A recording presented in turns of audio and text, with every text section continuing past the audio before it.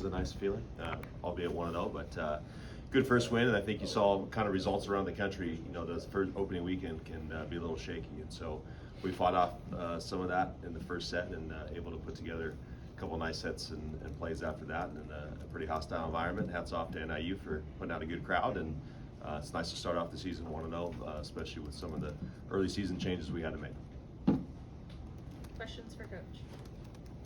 Do you have any more changes to the roster perhaps coming? Right now, it's just as you saw fit. That's kind of what we're looking at. So, for the time being, this what the roster we got is what we got.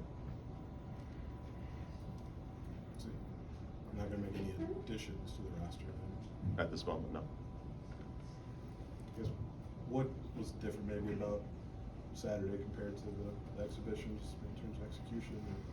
Well, I think I said it after the exhibition.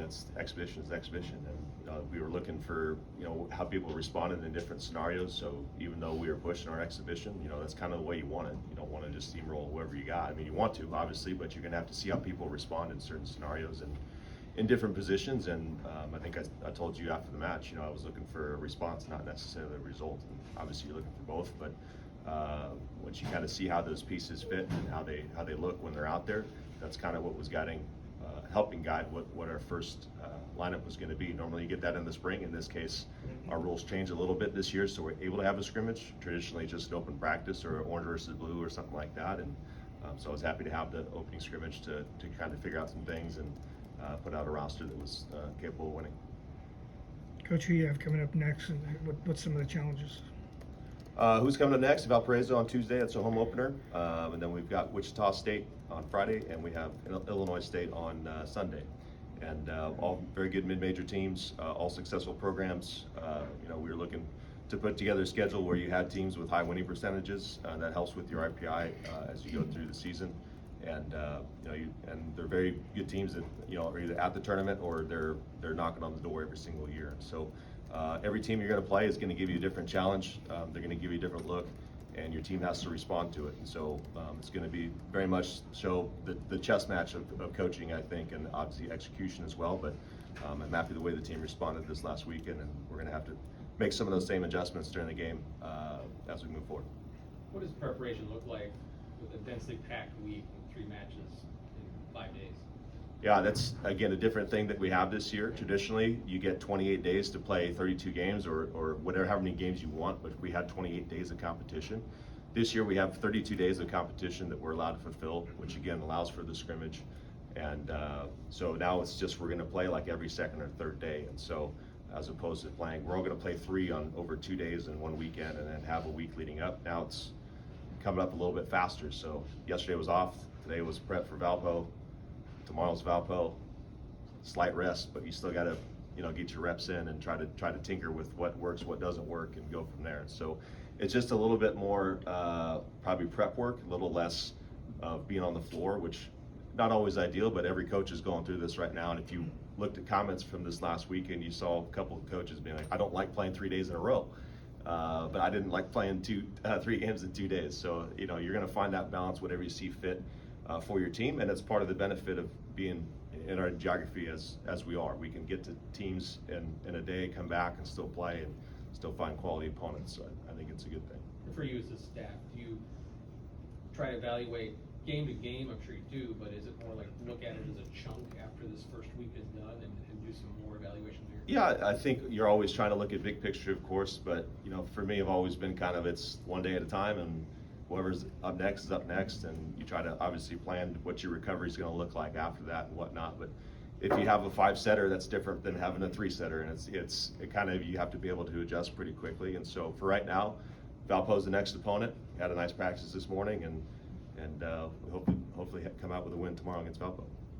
Is Caroline going to be available tomorrow? At the moment, does not look like it. She's going through concussion protocol right now. So I guess Lily got the start at Libero. What did she maybe improve in the spring or in your 2 weeks of practice to get? Yeah, she's been really impressive, and if you watch the match, I mean, she's flying around back there.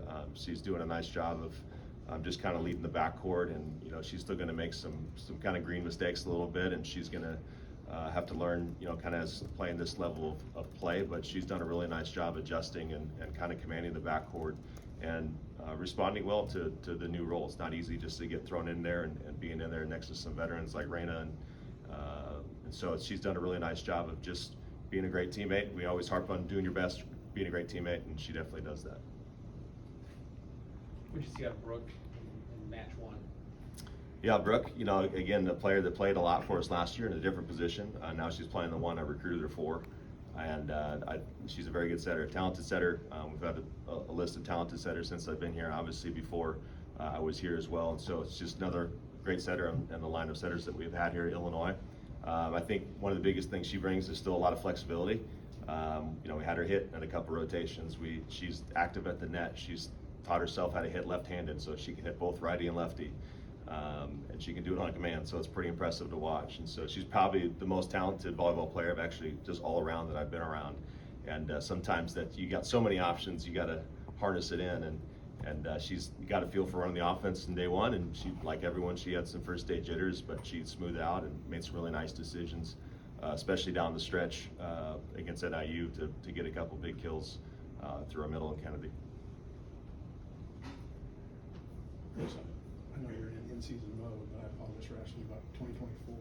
Does the addition of the Pacific time zone to the league next year affect A, how you recruit, or B, how you prepare? Good question. I think we get that question a lot, and it's one of those things that's hard to answer until we actually get a schedule to see how that would go. If we definitely had our trips out west, I think it's more of an impact for them at the moment, where they're going to have to come out to our time zones more. But it's definitely something that's on our minds, and until we kind of see what the schedule looks like, sometimes it's a little bit hard to determine that. But I always tell the team that in season, it's very much about the season, like you're talking about. It becomes a lot harder to develop players as you go through the season because practice time gets minimized. And so I just think that as we kind of move forward in this and the realignment, that's what you're going to see. There's going to be a big emphasis on making sure there always has been, developing in the winter, summertime, and then fall time. It's, we got to prepare for this travel. We have to be able to fly across a couple of time zones, still be ready. And so it's about rest and recovery just as much as it is about executing your skill when you're on the floor. So Do you anticipate maybe being able to recruit kids in the Pacific time zone at all? Or we always look there. We've got a couple of them right now. So I think we're always going to look wherever we can. It always helps when they have a connection to the Midwest or to Illinois. But you know, the chance to play in the Big Ten is a big one, and just as they're going to be the other way, now they maybe have a better shot at kids in our region. We have to make sure we search high and low to try to find whoever we can they can play here.